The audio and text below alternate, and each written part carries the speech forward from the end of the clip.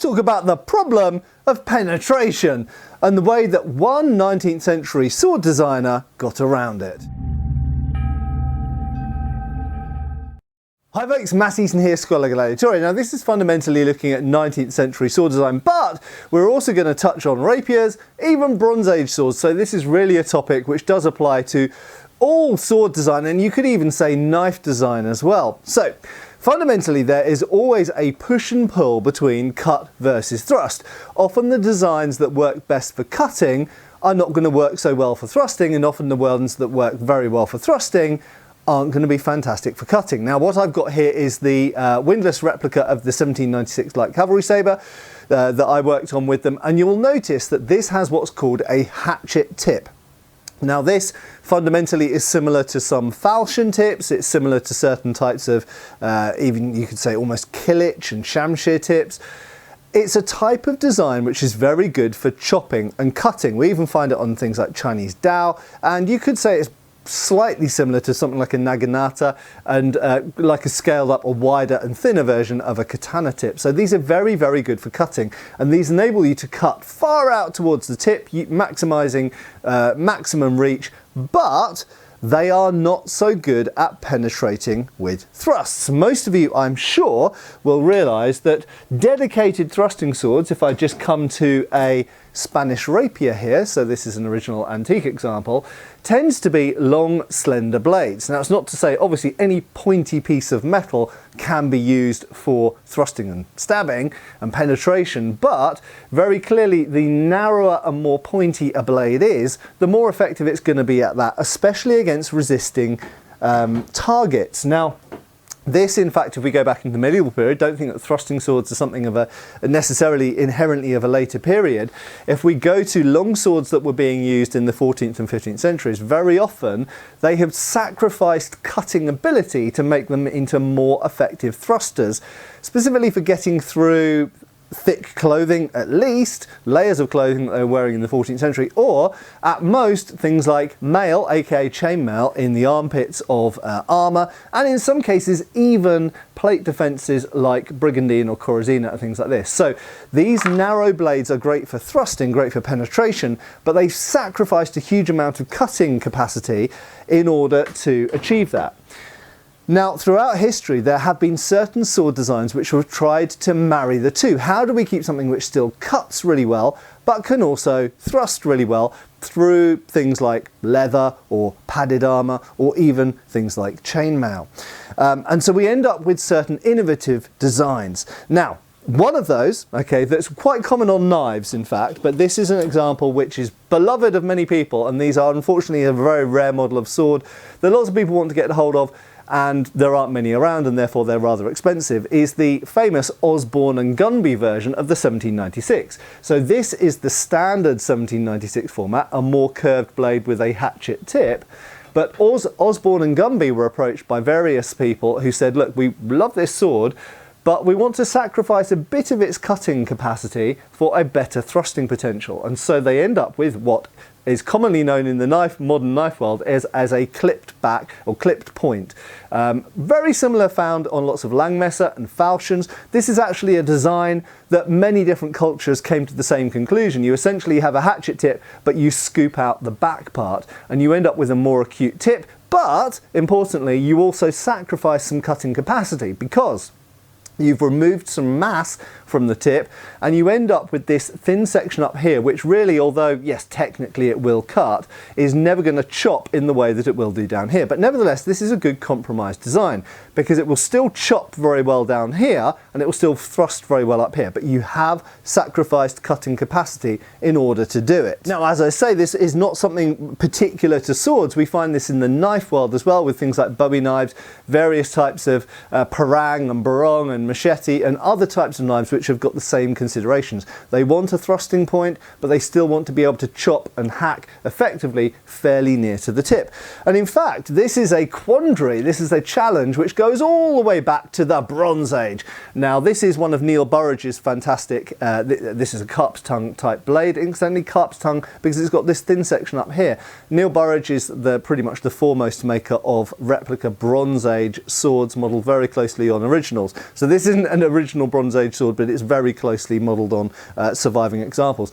And you'll notice it basically has a broadsword blade that then steps down in thickness. Now, funnily enough, this design of blade was actually revived fleetingly in the 19th century on some French officers' swords. And again, it's a great way of still having a good chopping capacity and mass of the blade here, but a thinner point which is more suited to thrusting through resisting materials, maybe like padded armour or leather armour, or mail, not in this period, not in the Bronze Age, but later on.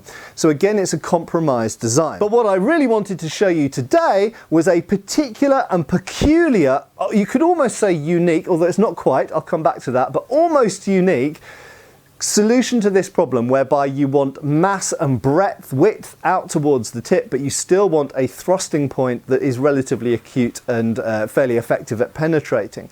Now, in the early 19th century, obviously a lot of swords like this were around, and we've seen the Osborne and Gumby solution to get a better tip for thrusting. But in the 18-teens, as it were, about 1810, 1815, particularly in the British forces, but also in France as well with the 1860 model, they introduced the pipe-back blade. Now, the pipe-back blade makes a light cutting blade, and you have a slender point on it. But if you make it broader, you end up with a tip that isn't very well suited to thrusting. And there were certain kind of drop tip versions, there were certain hatchet tip versions, which aren't very good for thrusting at all. So, a certain person by the name of Prosser, in conjunction with other people almost certainly, came up, and we will call this the Prosser Quill tip. So if you want to remember this, think of it as the Prosser tip, or the Prosser blade, or the Prosser Quill tip. And it is named a quill tip because it's like a feather. And here is an example. So this is a naval officer's sword from the 1820s, and you'll notice this is a pipe back blade. That is, it has a rod section at the back, but it's much broader than most pipe backs you'll see. It's also longer as well. This is a big 35-inch blade. But look at that tip. That's what I want you to focus on here. You will notice, because the quill, as it were, it has a spine running up the centre of the blade. That gives it stiffness and rigidity for thrusting. So it's initially at the back of the blade, but then in the tip it continues up the centre, and what we have is a flared yelman, a little bit like Turkish swords, and this may have been inspired by the Turkish or Ottoman pala or kilic. And it swells out at the back. If you notice, there's a step here, and this is probably, almost certainly, I would say, influenced by Ottoman swords. Swells up at the back into this leaf-like shape. So it's a bit like a feather. So fundamentally what they've done is you've ended up with, if we just isolate that tip, there we go, you will notice it is essentially a spear tip. Very like Bronze Age and Iron Age and Roman era spears, medieval spears. Symmetrical here, very good for thrusting, but what they've not done is they haven't had the swell at the front, they've swelled it at the back. So you've got this added width here that still gives you a lot of impetus in the cut, but they've kept it as a slender, symmetrical tip there.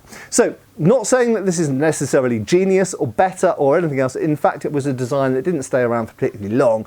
So we could say it probably wasn't that successful. Why do I think that's the case? I think it's quite difficult to make, but additionally, I think they're not very durable, and later spear tips are more durable than these and achieve similar goals. So, essentially, this is one solution. Now, I did mention this wasn't necessarily unique, and funnily enough, if you look at the competition cutting world of knife cutting competitions, there are certain competition cutter blades which basically completely convergent evolution. It's not that they've gone away and learnt about Prosser's swords, they have come up with a similar solution.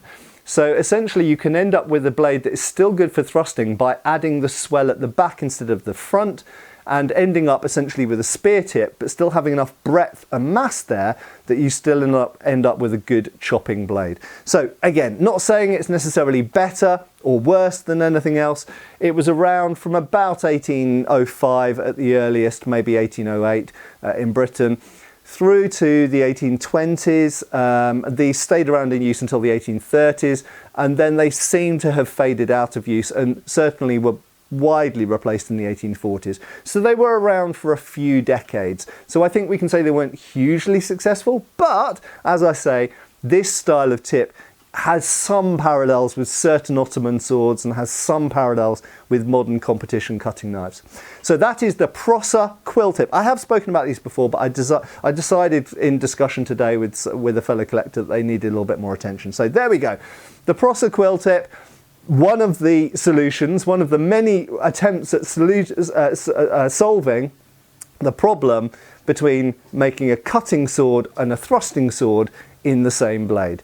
Thanks a lot for watching. I have been Matt Easton. I'll see you again soon on the channel. Cheers, folks. Thanks for watching. We've got extra videos on Patreon. Please give our Facebook a like and subscribe if you haven't already. Cheers, folks.